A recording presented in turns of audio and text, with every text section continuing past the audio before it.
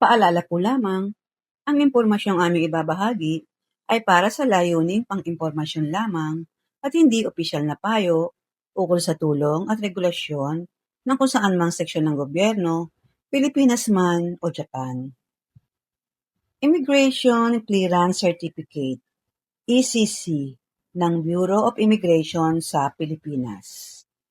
Ang Immigration Clearance Certificate o ECC ay isang mahalagang dokumento na ini-issue ng Bureau of Immigration sa Pilipinas.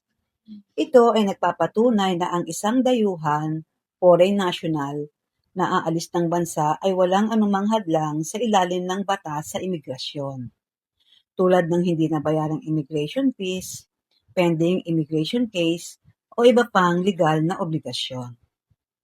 Maraming dayuhan ang nagkakamaling isipin na sapat na ang kanilang passport at visa upang makaalis ng Pilipinas. Ngunit sa ilang sitwasyon, obligado munang kumuha ng ECC bago payagang makaalis ng bansa. Ano ang layunin ng ECC? Ang pangunahing layunin ng ECC ay tiyaking legal ang pananatili ng dayuhan sa Pilipinas, masigurong nabayaran ang lahat ng kinakailangang immigration fees at penalties, tiyaking walang pending deportation, blacklist order, o kasong administratibo laban sa dayuhan, at protektahan ng seguridad ng bansa at masiguro ang pagsunod sa Philippine Immigration Act, Bureau of Immigration, Philippines. Dalawang uri ng ECC. Number 1, ECCA. Ito ang pinakakaraniwang uri ng ECC.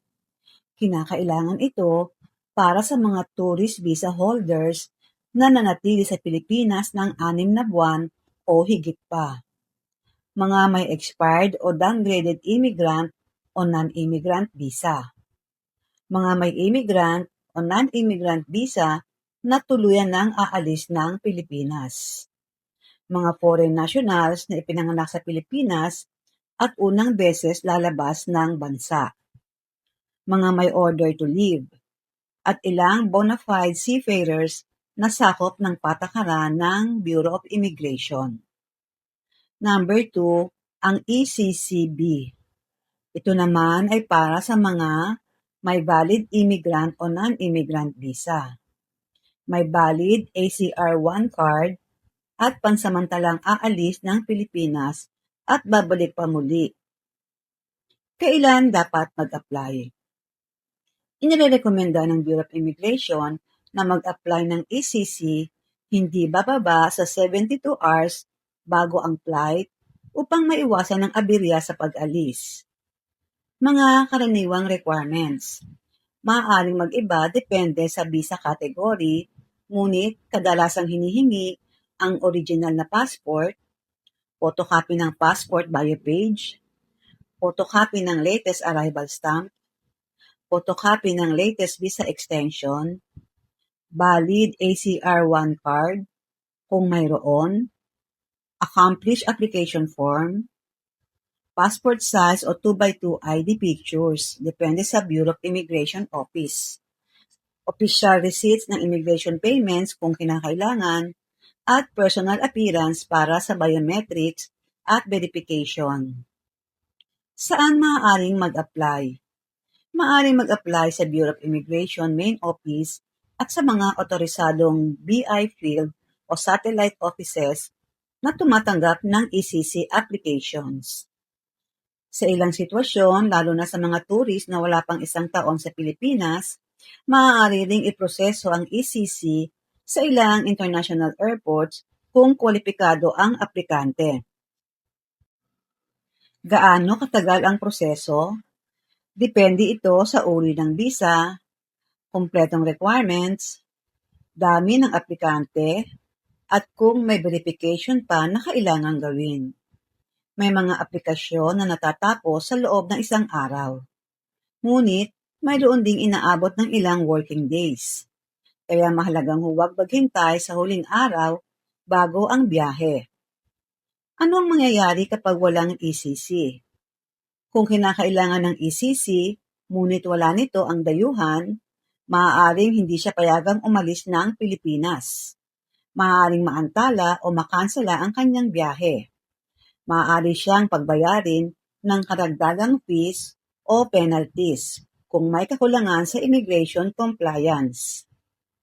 Mahalagang paalala, huwag ipagpaliban ang pagkuha ng ECC. Siguraduhing valid ang visa bago mag-apply. Ihanda ang lahat ng original at photocopies ng mga dokumento. Dumating ng maaga kung sa airport ipoproseso ang ECC. Laging sundin ang pinakabagong patakaran ng Bureau of Immigration dahil maaaring magbago ang requirements at proseso. Sa kabuuan, ang Immigration Clearance Certificate ay isang mahalagang dokumento para sa maraming dayuhan na aalis ng Pilipinas. Ito ay nagsisilbing patunay na ang kanilang pananatili sa bansa ay legal at wala silang anumang hadlang sa ilalim ng batas sa imigrasyon. Ang tamang kaalaman tungkol sa ECC ay nakatutulong upang maiwasan ang pagkaantala ng biyahe at iba pang komplikasyon sa paliparan. Sa pamamagitan ng maagang paghahanda at pagsunod sa mga alituntunin ng Bureau of Immigration, magiging mas mabilis at maayos ang pag-alis ng isang dayuhan mula sa Pilipinas. Disclaimer lamang po, ang lahat ng impormasyong ibinahagi ay para sa layuning pang-impormasyon lamang at hindi garantisadong kumpleto o laging updated.